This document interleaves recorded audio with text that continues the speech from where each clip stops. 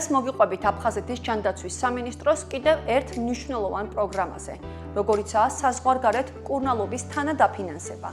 აღნიშნული პროგრამით სარგებლობა ბენეფიციარს იმ შემთხვევაში შეუძლია, თუ კონკრეტული სამედიცინო მომსახურება ვერ ხერხდება საქართველოს სამკურნალო დაწესებულებებში სერვისის არარსებობის გამო, ან პირისათვის სერვისის საჭიროების მიღება რეკომენდირებულია საზღვარგარეთ. თანადაფინანსება დარგის პროფესიული ასოციაციის ან ექსპერტის წერილობითი დასკვნის საფუძველზე ხორციელდება, რომელიც დაადასტურებს მოთხოვნილი სამედიცინო მომსახურების ჩატარების აუცილებლობას.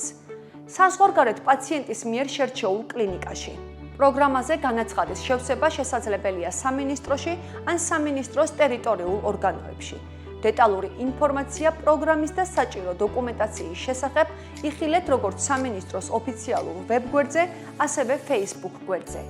შეგახსენებთ, რომ საზღვარგარეთ მკურნალობის თანადაფინანსება აფხაზეთის ავტონომიური რესპუბლიკის ჯანმრთელობისა და სოციალური დაცვის სამინისტროს ქვეპროგრამაა, რომელიც 2024 წელს პილოტურ რეჟიმში პირველად ხორციელდება.